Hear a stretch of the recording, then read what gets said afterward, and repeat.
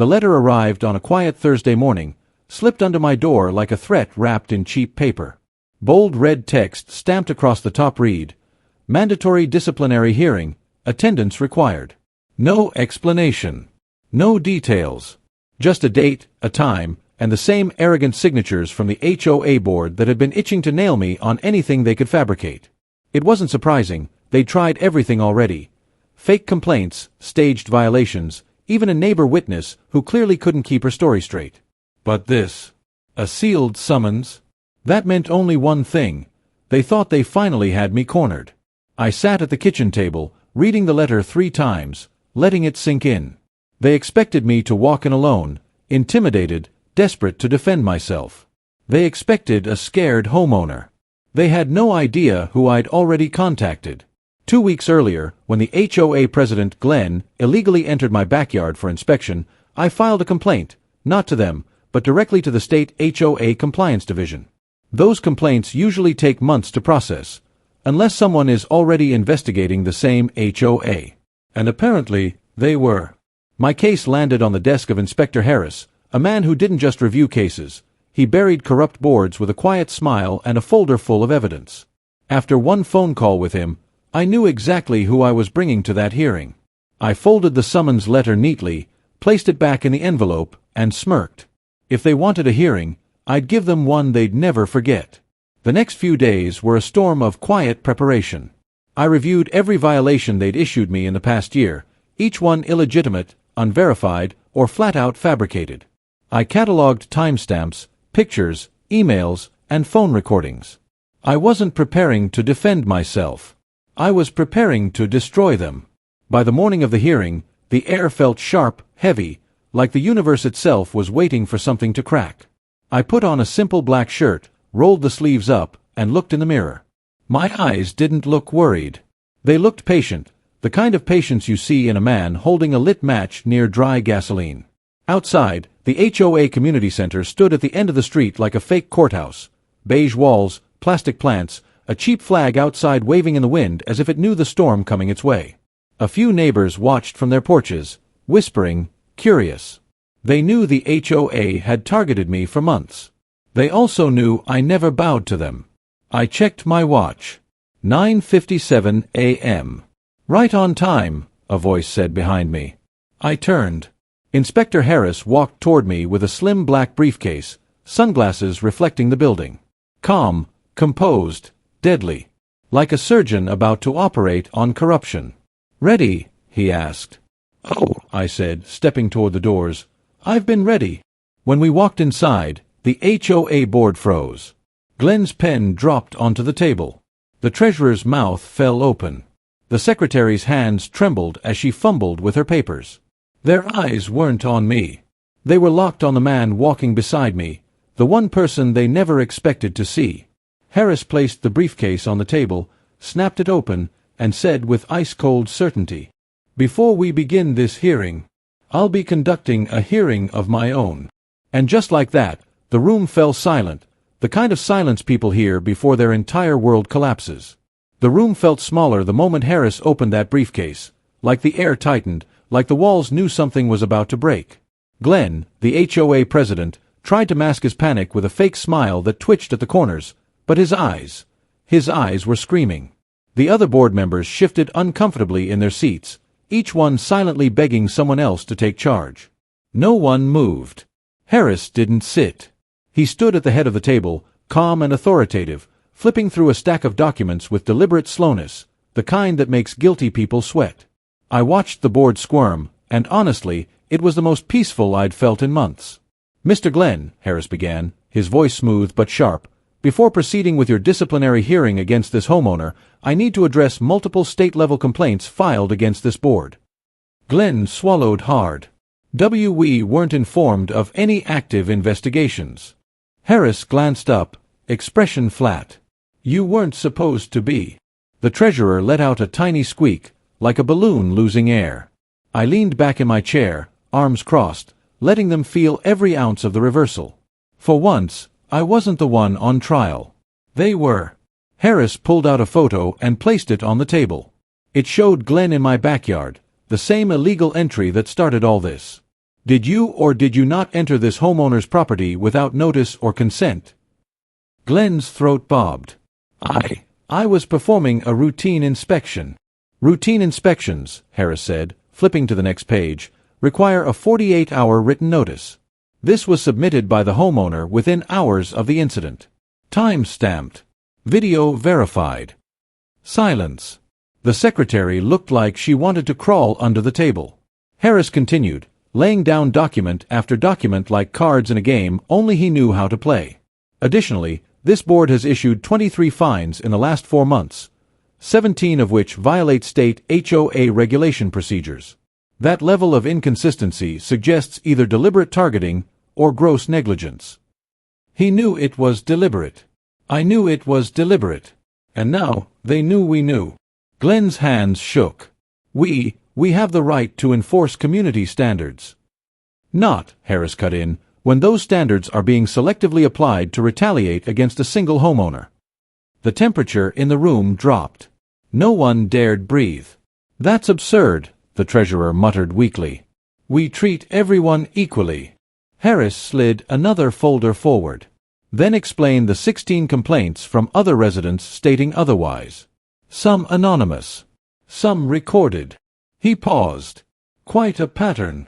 I watched their faces sink as realization dawned. This wasn't a meeting. This was a quiet execution. Finally, Harris gestured toward me.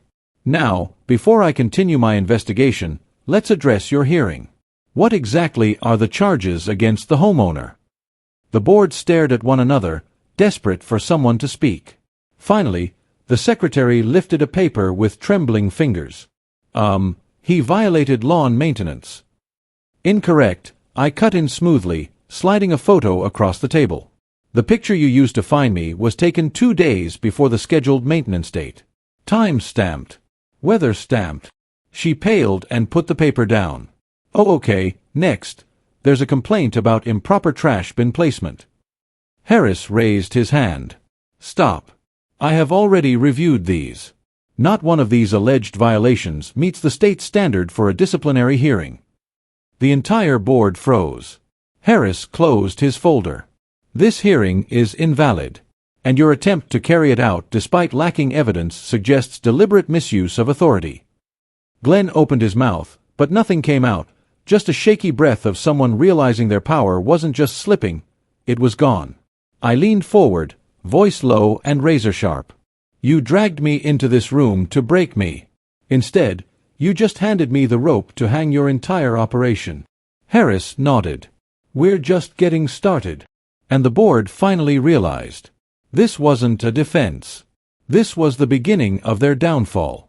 The moment Harris closed his folder, the temperature in the room shifted from cold dread to boiling panic. It started small, just the treasurer tapping her pen too fast, the secretary rubbing her temples, but then the cracks widened. Glenn attempted to regain control, straightening his posture like a man pretending he hadn't already drowned. This is highly irregular, he said, voice trembling under the forced authority. Our board operates with integrity. These accusations are baseless but he didn't even finish. Harris raised a single eyebrow, and Glenn's voice faltered mid-sentence, collapsing under its own lie. Then the room erupted. Not in shouting, but in blame. The treasurer whipped her head toward Glenn, eyes wide and furious. You said those inspections were legal.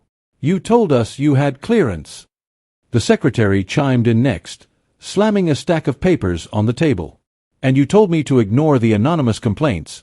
We could lose our positions over this. Their voices overlapped, sharp and panicked, like rats turning on each other in a sinking ship.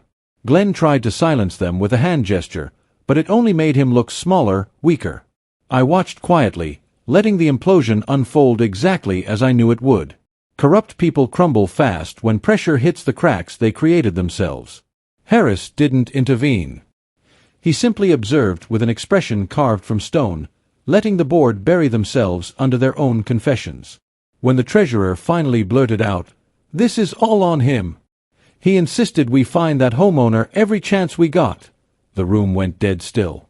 Every pair of eyes shifted back to me, as if suddenly realizing the one they'd been targeting for months was now positioned perfectly to take them all down. And I didn't hide my satisfaction. I leaned back, fingers steepled, letting a slow, deliberate smirk stretch across my face. If revenge had a temperature, the room was feeling every degree of it. Glenn snapped at his board, voice cracking like old wood. "You're all exaggerating. I only enforced what was necessary." But his treasurer wasn't done. She pulled out an email printout, one I recognized instantly. Glenn's own words, in writing, "He's making the board look weak. Find violations. Anything." She threw the paper across the table. "Explain that," she hissed. Glenn's face drained of color, the fight leaving him like air hissing from a punctured tire. Harris stepped forward calmly, retrieving the page before Glenn could grab it. "Thank you," he said dryly. "This will be added to the official investigation file."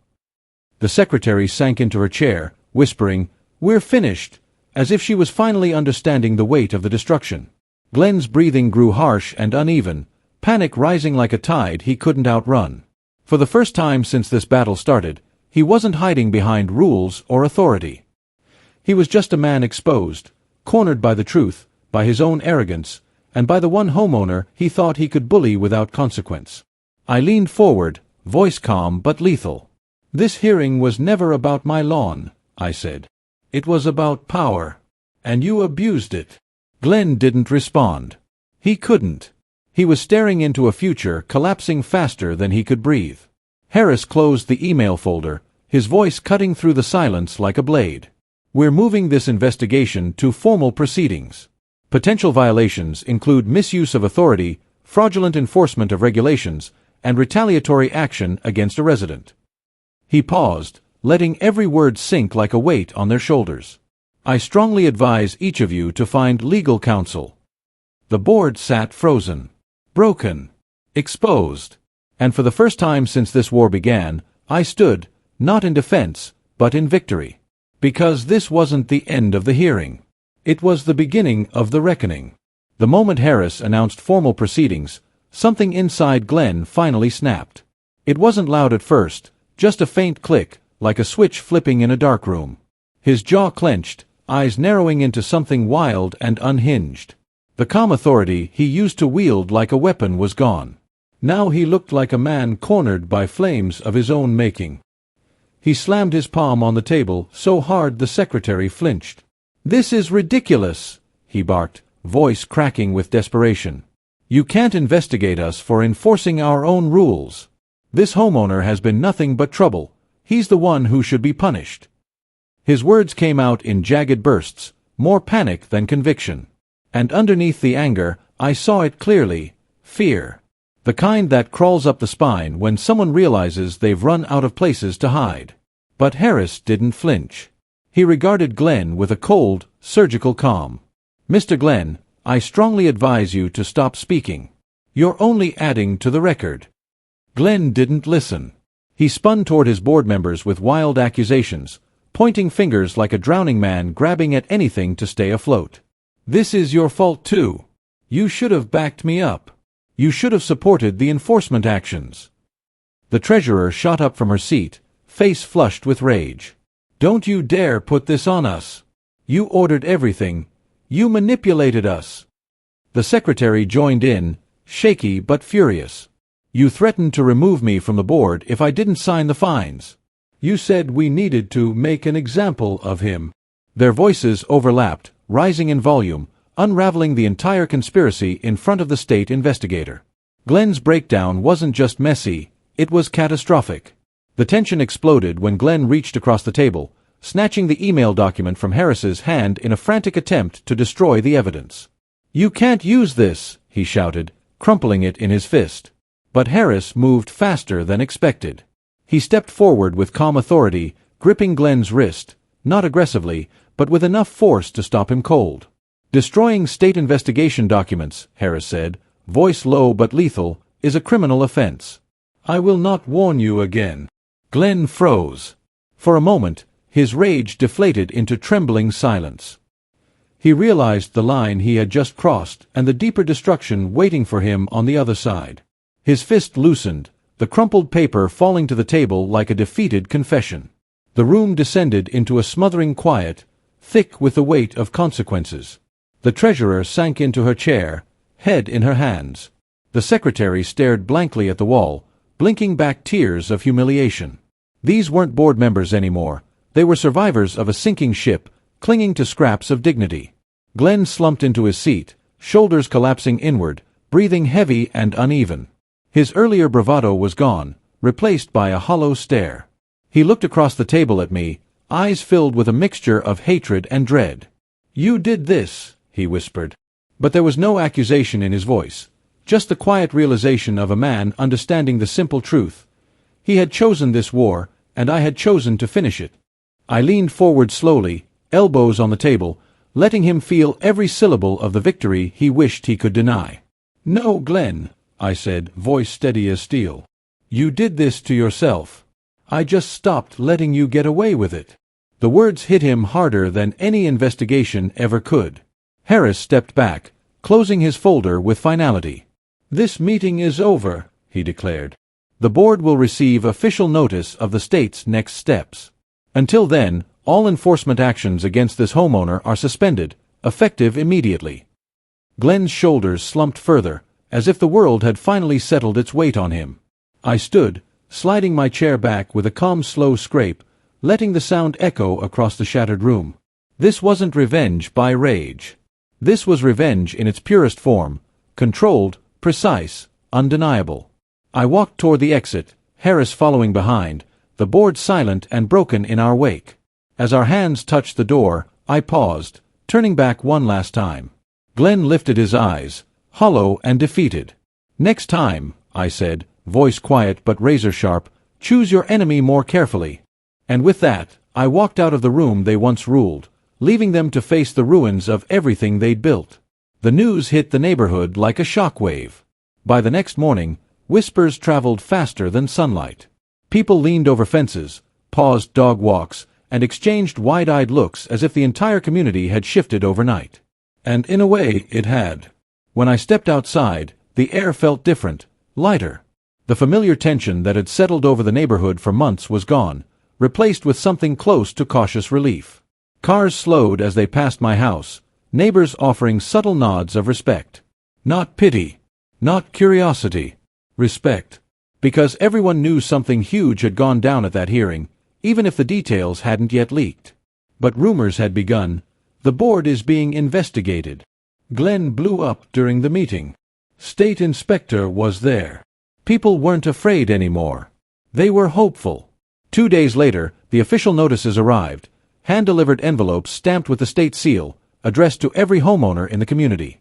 I watched from my porch as the mail carrier made his way down the street, each envelope carrying the weight of truth.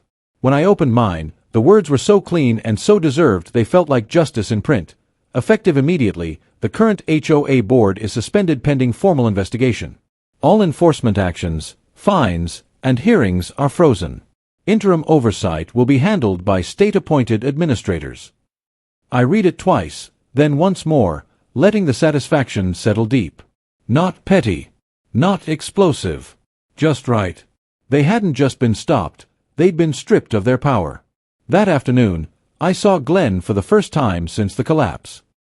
He emerged from his house looking like a man who'd aged 10 years in 48 hours.